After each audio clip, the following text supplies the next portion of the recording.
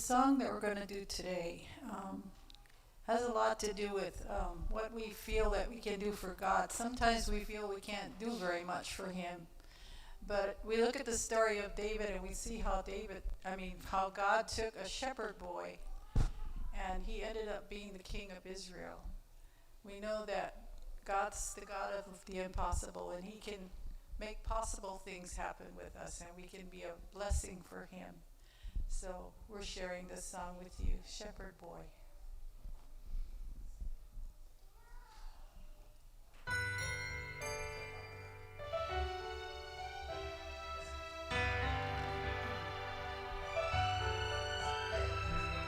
One by one, Jesse's sons stood before the prophet. Their father knew a king would soon be found.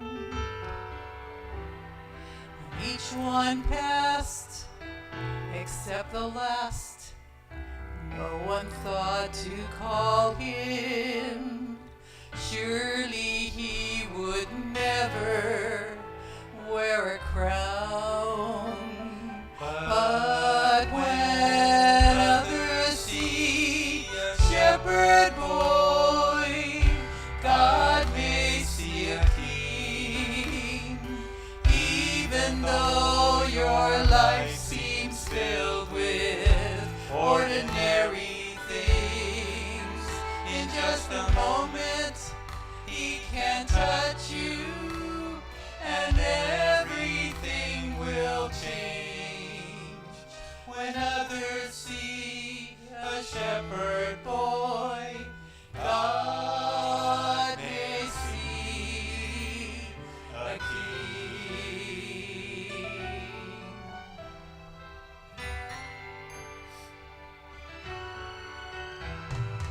One by one, problems come and dreams get shattered.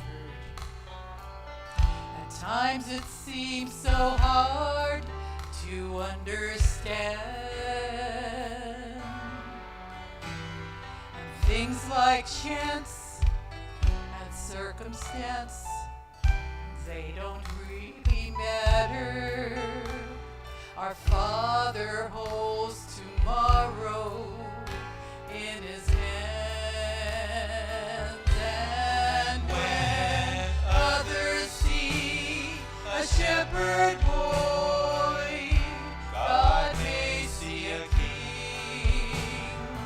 Even though your life seems filled with ordinary things, in just a moment He can touch you and everything will change. When others see a shepherd boy, God may see a king. Well, it wasn't the oldest and it wasn't the strongest chosen on that day, yet the giant fell and nations trembled when he stood in His way.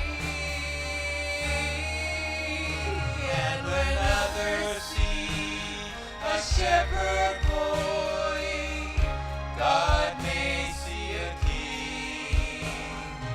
Even though your life seems filled with ordinary things, in just a moment He can touch you and everything will change.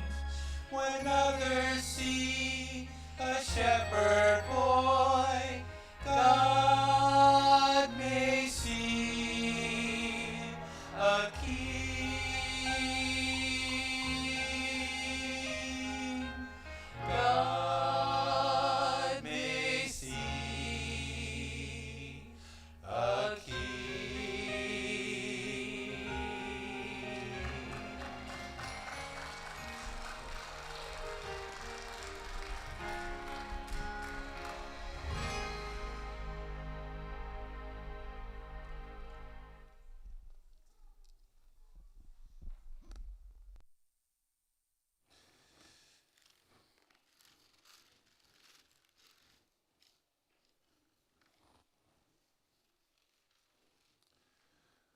Good morning. You know, you're sitting there with all of the beautiful music and you just relax. And when that last note is hit, fear hits you. I gotta go. Stand up and preach the word today, and I hope that you've been praying for me, especially those who tell me I've been praying for you. It's so good to see my family. Sister Nancy. Sister Nancy she's a beautiful little lady. I love her. You know, she's going to check on me. I said to anybody who is an elder, your elders, we have issues too. I said elders have issues too. They do. Preachers have issues too. They need you to pray for them. Our first elder has a lot going on with him right now. Lost his good friend, and then he lost his uncle. So I hope you are praying for him. Pastor's away, and hope you're praying for him. You know, every time I stand up, it seems like I want to cry. And I want you to know I'm not. I'm tough. It might seem like that. Sometimes it just takes me a minute to get myself together. Don't think I'm soft. Don't ever take that, soft. Look, I'm getting ready to pray here this morning, but what I need to do is to see you smile. Can I see you smile? If you got a mask and you got to pull it down, I want to look at every smile. Tom, take that mask down for a minute so I can see you smile. Everybody, I need to see your smiling face. Kind of relaxes me when you smile. You know what it is. If you're an elder, how many elders we got in here? You know what it's like to get up here, don't you? Even though you stand here, you know how serious the sermon is. And souls that could easily be lost by something you say or did not say. And when you study, you got so much information. There's just nowhere in the world you can give it all. So how much time do I have?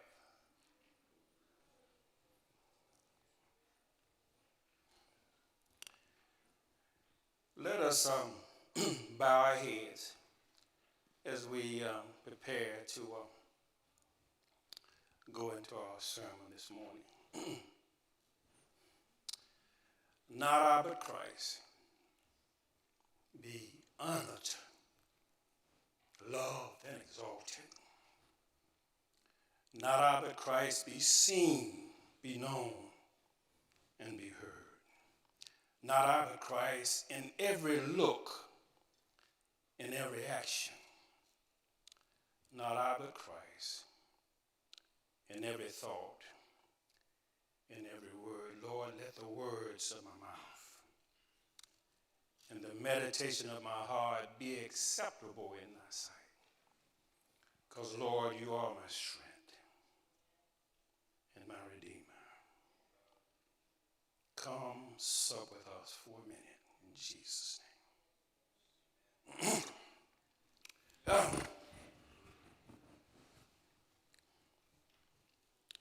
Like I say, sometimes my eyes get a little watery.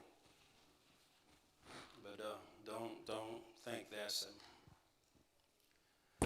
I'm going to give you all of my text this morning. So when we're doing a lot of reading, I'm going to talk to you this morning. I'm going to be coming from 2 Kings chapter 1. I'm going to go over to 2 Kings chapter 20. I'm going to take a minute and talk to the young people. Never do a sermon without talking to the young people. Our principal over there gave a beautiful story as he dealt with the young people this morning. Wasn't that a beautiful story? Beautiful, beautiful story. We have to reach all of our young people. Then we have those that, once they get to a certain age where they don't want to come up anymore, from that age all the way up to you get grown. You see some of them that they've gotten so tall, even though they're young, they're just tall, but they're still young. They don't want to be kids anymore. So I'm going to talk to them this morning. I see them all. Some of them are tall as I am. But let's get busy.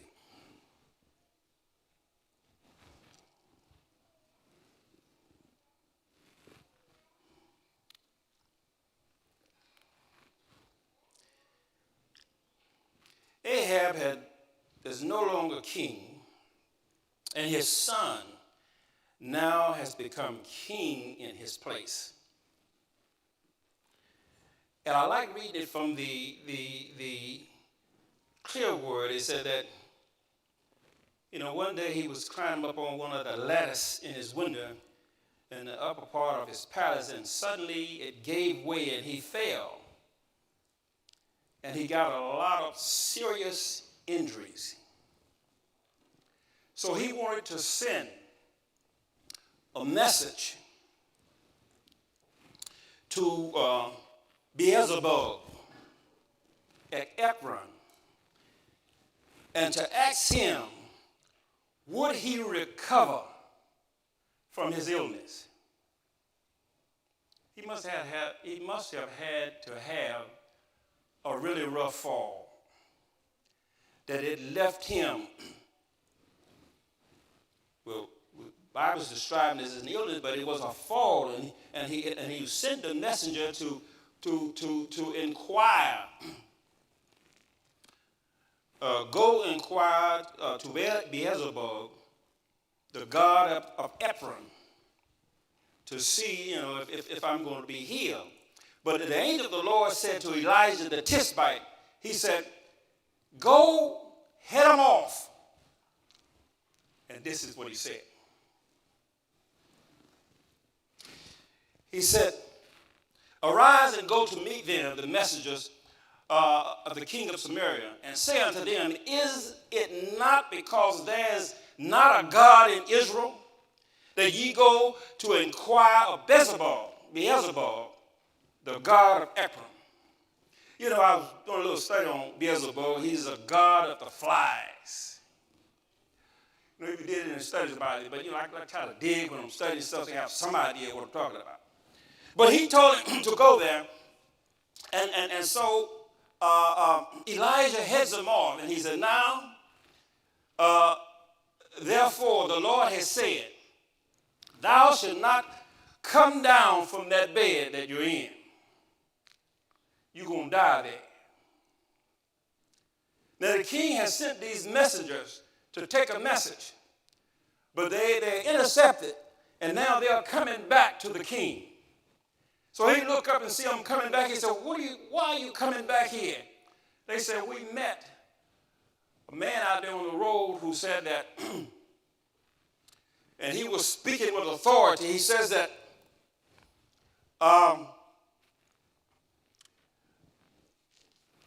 he was telling us a message that you're going to die. You're not going to live. You're not going to come down from that bed that you're in. He said, who was this man? They said he was a hairy man. And he had a level belt holding up his clothes. And he said, that was Elijah, the Tishbite. Now, the king had heard of it. He knew Elijah. So he sent, I know you've read the story before, but I'm telling it anyway. He sent what? One of his leading men, he sent him out with a group of 50 men. Elijah is sitting up on this hill, and these 50 men come to him, and they start to talk to him. And what did they say? O man of God, the king said, hasten and come down. And what did Elijah say?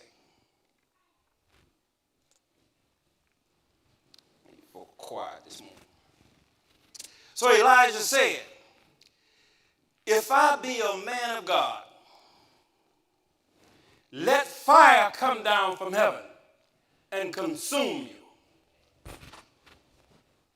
And that's what happened. When he said it, a fire came down from heaven. Excuse me for a minute. I'm just so happy to see you. Little tears in. As soon as he said that, a fire, the Bible said, came down and what? Consumed him and his 50. That's some powerful stuff. Guys, I want you to follow this thing because there's so much in these stories, and there's no way we can tell it all. Not and keep you here. So anyway, those 50 are gone. And so what did the king do? He sent another 50. And that second 50 came and said, "O man of God." The king said, "Make haste and come down." And what did Elijah say? "If I be a man of God, let fire come down from heaven and consume you." Fire came down and consumed that leader and his 50. 102 men have just been incinerated. What does the king do? He sent another 50. This 50 came a little different. The Bible said when they got there, they what? They fell on their knees and said, "O man of God," not if thou be the man of God, but "O man of God, have mercy on us and spare us. For the 250 that came before us were incinerated and burned. Hear us," they said. And the Bible said that God said to Elijah, "We can go on down there and talk to them. I believe they'll listen." So Elijah went to the king and he told the king the exact same thing that he started telling him. He says that because you decided to, let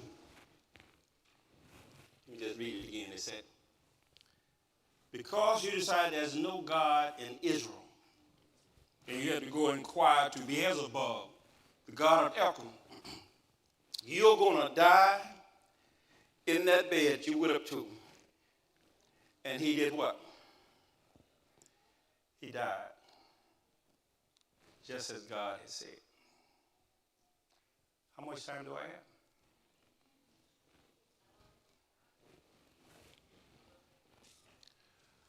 I'm going to go on over to 50. I'm going over to 2 Kings 20. I know you know this story. They said in those days Hezekiah was sick unto death. And the prophet Isaiah, the son of Amos, came unto him and said unto him, "Thus saith the Lord, set your house in order, for ye shall die and not live." You know, you read that thing, just in case he didn't get it. He said, "You're going to what? Die and not live." You can't be more clear than that. You're going to die and not live. But I want you to follow something because I'm going somewhere when I'm going to come back to that in a minute.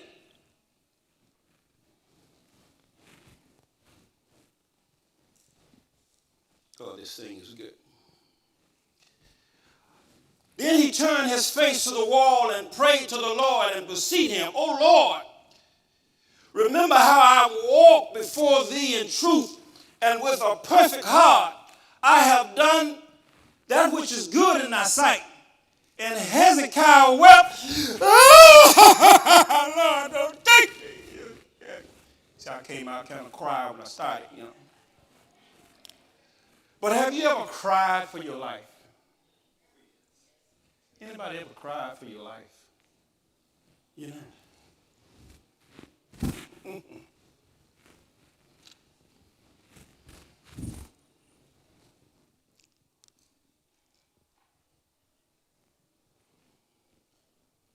He's crying against the wall. God is telling him to get his life in order, for he's going to die, but not live. The king, on the other hand, God told him he was going to die, but he's giving Hezekiah a chance. You are here today. How much time do I have?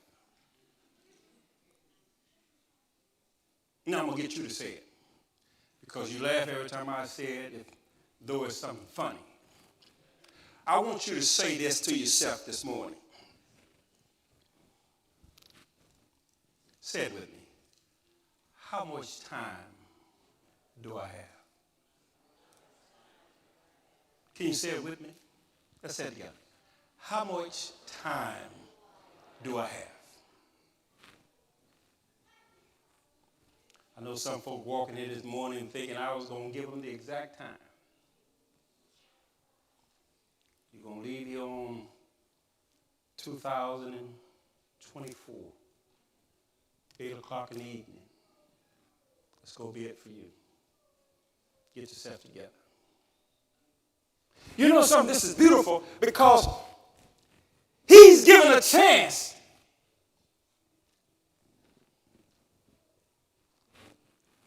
God told him you're going to die. Get your house in order. That's a reason for that. You remember when Enoch walked with God? He was so close to God that God said to him, come on, go with me. I'm going to just take you on home. But when he talked to Hezekiah, he told him to get his house in order. Giving him a chance to get it together. Let's say it together. How much time do I have?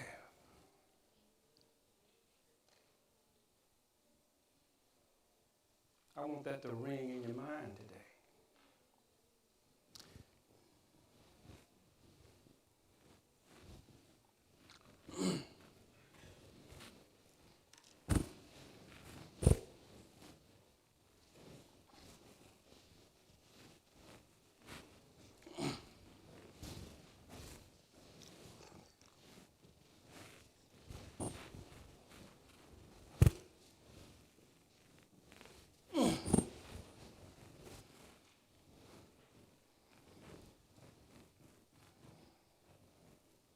COVID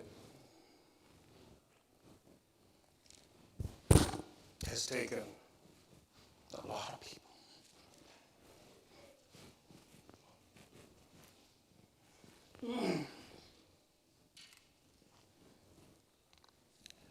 Drive-by shootings. Kids being shot standing in their living room. It is some kind of statistic. I wrote it down. 128 school shootings. What possesses a man, or anybody for that reason, to take a gun and go gun down a bunch of school kids?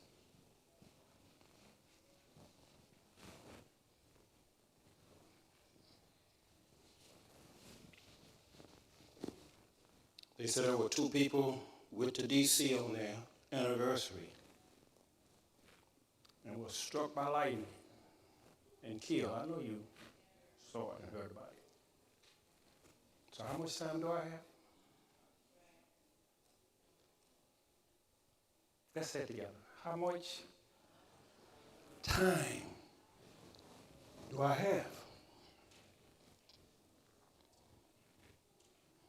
Well, Hezekiah he cried with some tears, nothing like me.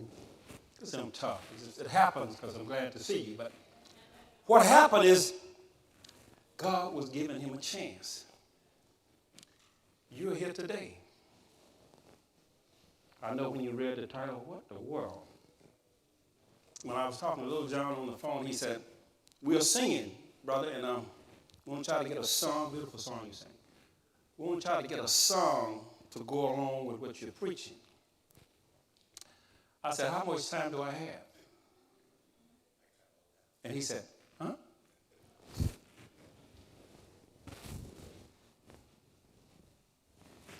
But you know the story of Hezekiah. He was given 15 more years to live. And if you follow the life of his life, read the rest of the story, he didn't honor God in those 15 extra years. When folk from all over the world, the country, came to his palace, what did he show them? He showed them everything in the palace. All the gold, all the silver. There was nothing of value in there that he didn't show them.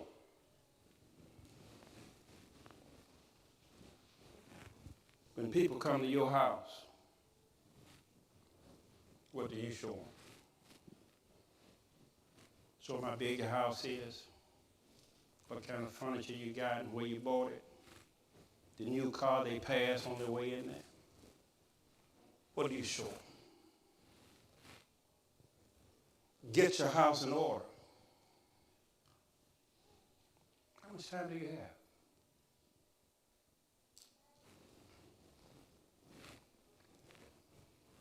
You know the story of what happened to Hezekiah.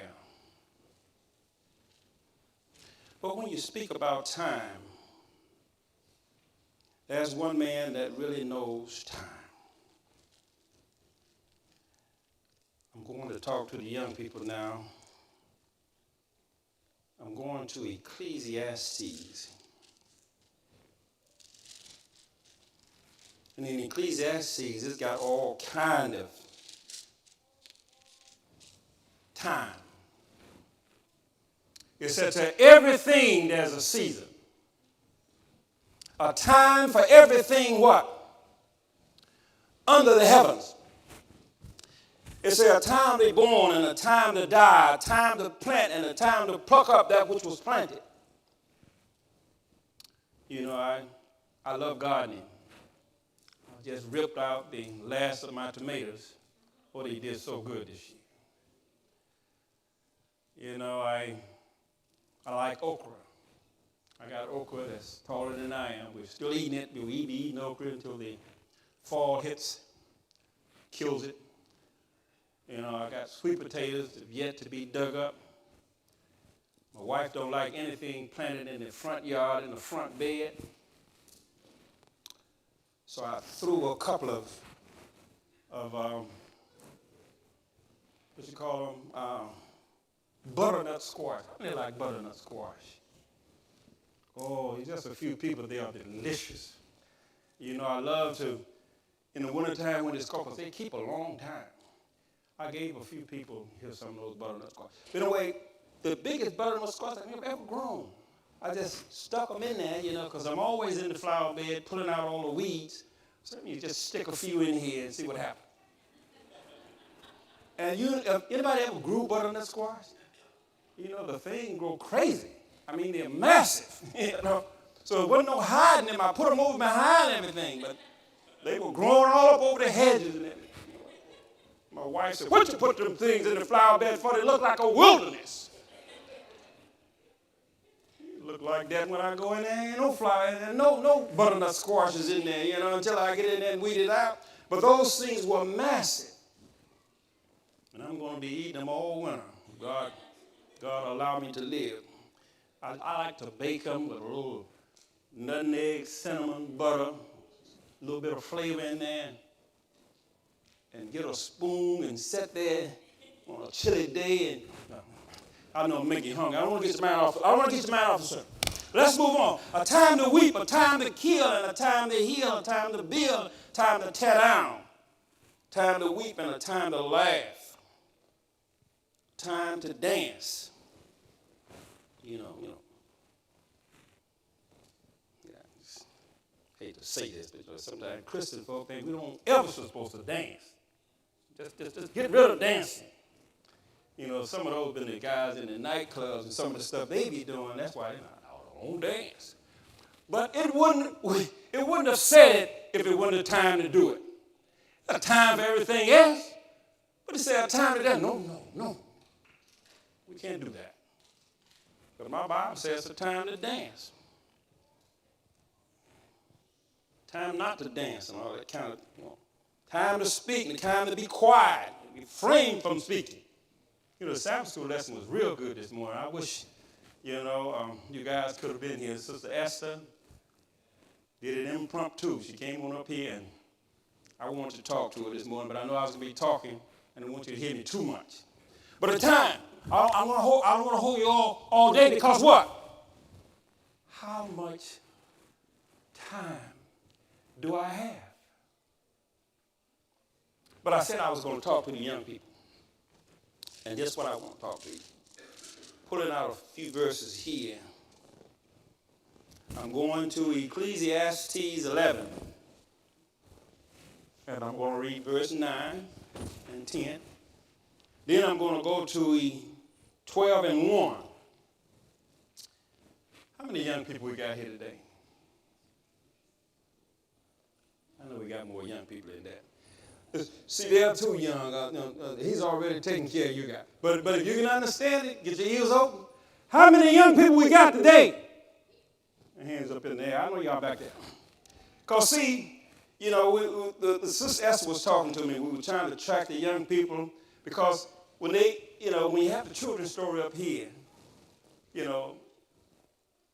when kids start to get almost in their teens or something like that, or they get too tall for the little kids, they don't want to be a young kid anymore. I don't go for the children's store. I'm too big for that. So I'm trying to reach those kids till they get all the way up to the young adult. They don't want to be in the adult class with the old folk, because we old. You don't want to be with us. And they don't want to be with the little kids because they too young. So I'm trying to reach them right now. This is y'all's children's story. Y'all want to come up? But anyway, here's y'all's children's story. Listen to what it said. It said, rejoice. That's in Ecclesiastes 9. There's so much in Ecclesiastes. Young people and old folk, and folk who don't want to be old. Ecclesiastes is a powerful chapter. You ought to read it sometime when you got time. Not a quick read. Read it sometime when you can selah. Concentrate on it. Meditate on it. It's some deep stuff in Ecclesiastes. And Solomon went through all of it. Wisest man who ever lived. But look what he said. It said, rejoice, young man, in thy youth, and let your heart cheer thee in the days of thy youth. And walk in the ways of thine heart, and in the sight of thine eye. But know thou that for all these things God will bring them into judgment. Could you stand up for me, young people? Will you stand up for me? Stand up for me. If you love me. If you don't stand up, then I know you don't love me. Stand up for me, young. Look at that young fella there standing up there. He's the youngest one of them all. No, don't sit down yet, because I got something to tell you. Please don't sit down yet. Please don't sit down yet. You know something? I remember when I was young. Do you remember when you were young? Yeah, I was tall and handsome just like that. Look at me. Look at the beautiful young ladies that are in our... Man, don't sit down yet. I ain't telling nobody to sit down. Stand up for me. I want to say this in your face. I am so proud of you guys. Because I don't hear bad things about you. I didn't read about you. I didn't see your picture when I went through Walmart, the most wanted list. So I'm proud of you. I'm proud of the thing that you're doing. But God is talking to you this morning. Listen to him. You can sit down. I'm going to let you sit back there. I know you don't like standing up. Let's read a little bit more. He said, but know. Let's read that again. But know that all these things God will bring thee into judgment. Everything you do is going to be brought into judgment. I thought y'all say amen. Everything you do. You know, I know mom and dad taught you. You got some good moms and dads in the church. I know they taught you the right way, but everything you do that they don't see, even if they don't see, it's going to be brought into judgment. But I know you guys ain't been doing nothing bad. We got good young people. But I still got to give you the counsel. It said, therefore remove all sorrow from your heart. Put away evil from thy flesh. For childhood and youth is vanity. What does the word vanity mean? Who said that? Who said that? Vain. You know it. You know what I'm talking about. Vanity. They got things. Vanity Fair. Vanity. What else? They got a lot of vanity stuff. And that's probably why he called it that. But you only go through this road once. If you get old and handsome like me, you can't go back. Got to stay there. So you better enjoy your youth. Enjoy while mom and dad is buying all the food, the toilet tissue, the soap, the deodorant, your sheets, and then letting the air conditioner run. You better enjoy all that stuff. Because one day, you're out of there. They're going to hug you and everything, tell you they love you. But they ready. Out. I'm telling you the truth. I know they love you. But they ready for you to go. How long will you stay? That's right. One more thing I got to read to you this morning before I get off the young people. It said, remember what? Anybody read? Anybody got verse 12? Do y'all have a Bible open back there, young people? I don't want to ignore you. I'm looking at you. Are you reading in Ecclesiastes 12? What does it say? It said, remember what? Now, thy creator in the days of thy youth, while the evil days come not, nor the years draw near, when thou shalt say, I have no pleasure in them. I don't know if you're a gardener, if you ever tried to train someone that's young. You got to train your minds and hearts while you're young. Because when you start to get old and set in your ways, you don't want to do what God asked you to do. But if you train yourself now, and another reason why I say I'm proud of the young people, because if you ask them to do something, they own it. You know whenever they get up here. Beautiful. So I'm proud to say about these young people.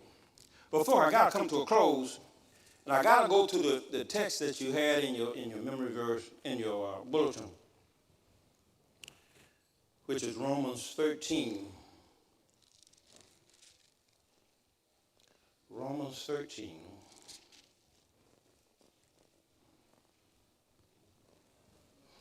Because everybody came, when they read that, they want to know how much time do I have?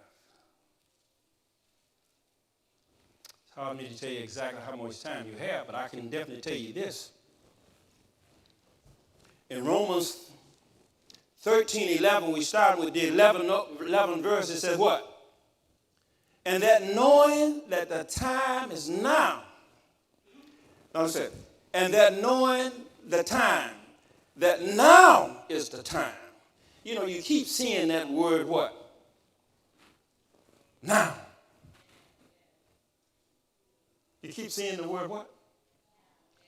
Now. That's something about the word now. Mama called you in the house and said, take that trash out and do it what? Do it now. I said trash for a reason, because if it's set in there, it's going to what? It's going to start talking to you. So she said, take the trash out and do it what? Now. Clean that room and what? Do it now. Do your homework and do it what? I can't talk about my kids. You know, they told me don't put them in their sermon no more, so I can't do it. All right, let's move on. It said, now is high time to awake out of sleep. For now is salvation nearer than when we first believed. Do you know you're a lot closer to Jesus coming than it was when you first got baptized? How many remember when they first got baptized? Do you remember? Just quickly, shout out some numbers when you got baptized. A year, what? Can anybody? You just told me you remember. Come on. 74. 97. Oh, that's way back. What? 80. Who else over here? When you first got baptized and you were serious, not when you just got out in the water because everybody else was doing it. But when you first got baptized, what was the day? Anybody hear me? Who's saying that? Okay, because the man's got me. She was 12 years old. How old are you now? Don't ask the woman how old you don't do that. All right, when were you? Did you know that God's coming is sooner than you think? But how much time do you have? You know, I was trying to say it earlier and I couldn't get it out. I have never been to more funerals in my life than this year. Folk dying at 54.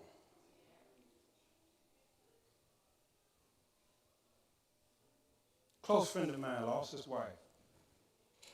He called me on the phone and he was saying, man, she just died. Are you joking me? Serious. So we were over here at Culpeper. I ran over, because, Culpeper Hospital is right down from my house, and I ran over there, and I'm looking at her, and it just looked like she was just sleeping.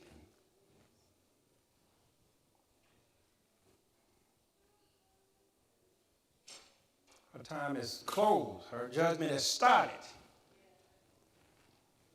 I'm asking you today, let's say it together.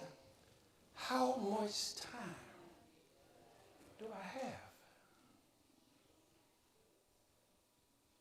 My father-in-law back there.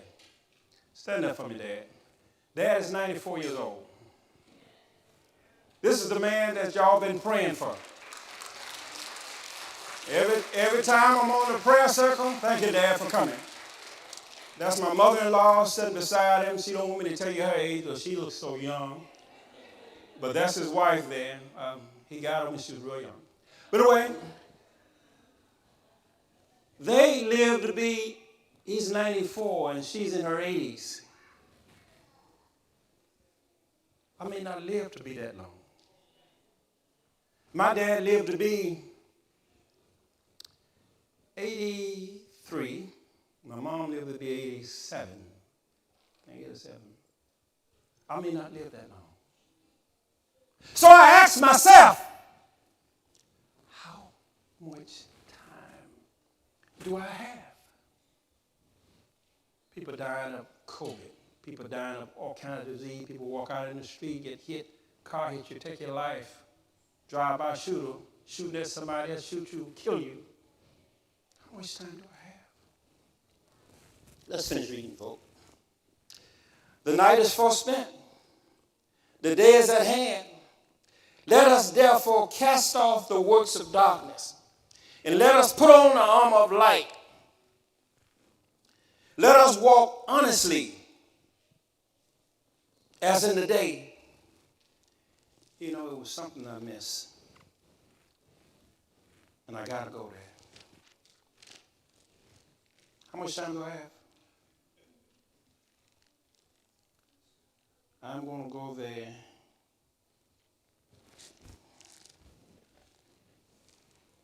I'm going to go there. It's found in Michael 6:8. Everybody know it, don't they? What does it say? He has shown thee, O man, what is good. And what does the Lord require of thee? But to do what? Justice, to love mercy, and to walk humbly with our God. Let me ask you a question. Do you know the circumstance of that scripture? You know that's a question. Did you know that was a question? How many knew that was a question? Wow. I finally knew something you didn't know. Let's read it. Let's read it again. Let's read it again because I'm going to run back to the beginning of it, and we were talking and said, he has shown thee, O man, what is good. Now, call people old man. Folks, the Bible comes alive to me a lot of times when I'm praying because the Bible says about our children, it said, train up a child in the way he should go, and what? And what? When he's old. When he's old, he'll not depart. And sometimes, as soon as our kids leave the house, as soon as they spread their wings, they start to do some of the stupid stuff that we did.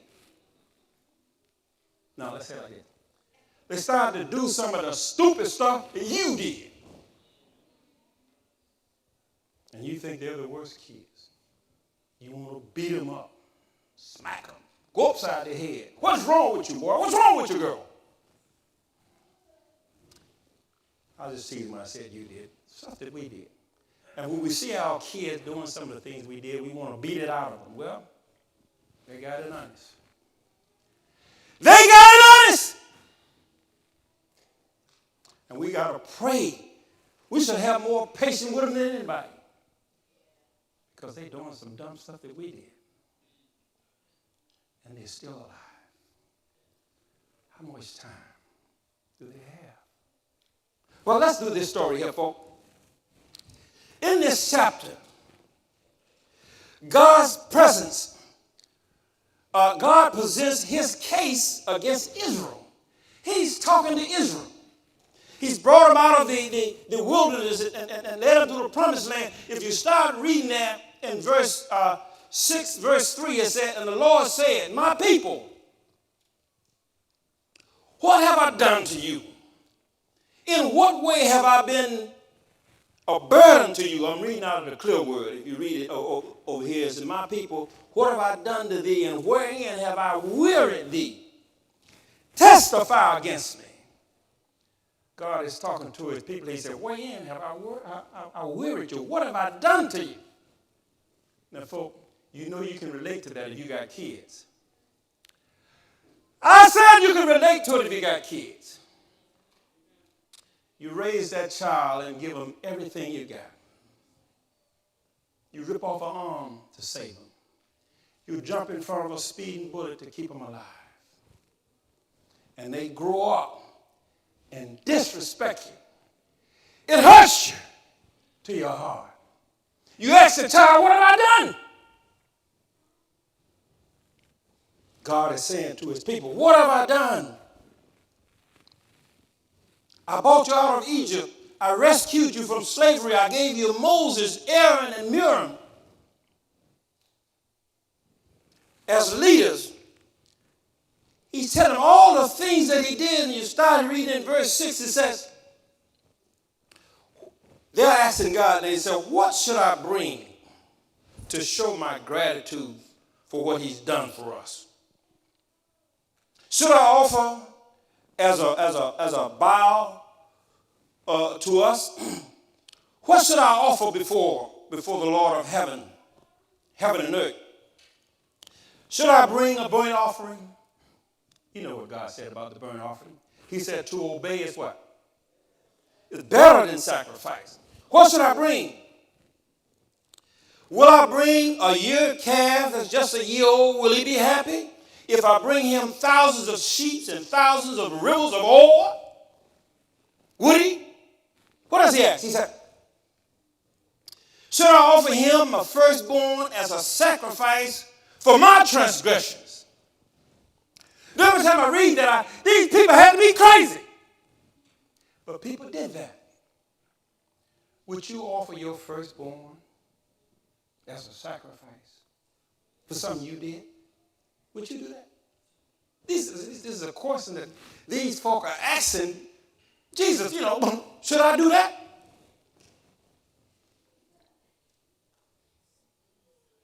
Then he said to them, he said, he has shown thee, O man. And when he said, "Oh man," he's old woman too. I know women don't like to be called old, and they don't like you to know the age, but he has shown thee, O man, old woman, what is good, and what does the Lord require of thee? To do justice. How much justice do you see in this world today? How much justice do you see in the world today? And sometimes you see it as clear as the nose on your face, the injustice of this world. Lord, I want you to come quickly. Put an end to it. And to love mercy. Do you love mercy? You should have been here in Sabbath school this morning. So how do you love somebody who hurts you? How many have been hurt in your life? Quite a few people haven't been hurt. That's good. I mean, I've been hurt. And it hurts. Then Jesus said, love them. Love your enemy. How many got enemies? Yeah, he said, love them. The lady gave a beautiful example. Where is she? Somebody break in your house, she said, and when they're running out of there, they stumble and fall and do what? What'd you say? Stumble and fall, break their leg or whatever. Do you help them up and say, you shouldn't have did this, but you all right? Why are you taking my purse? You okay? God said we should love them. How do you love your enemy? How do you love somebody who's skinning and grinning in your face when they talk to the boss and cause you to lose your job? But they're talking to you. They're laughing with you. They got their hand around you and you just want to drive your elbow into their ribs. But God said what? He said love them. If your enemy hurts you, he said love them. If they're hungry, feed them. They thirsty, give them drink. This rascal done everything he could to hurt you, and there he comes, knocking on your door. God said, love him. He's shown the old man what is good to have mercy and to walk what? Humbly with our God. Almost missed that, but I'm going to close right now, folks. I know you're ready to go. How much time I got? The real question is, how much time do we have?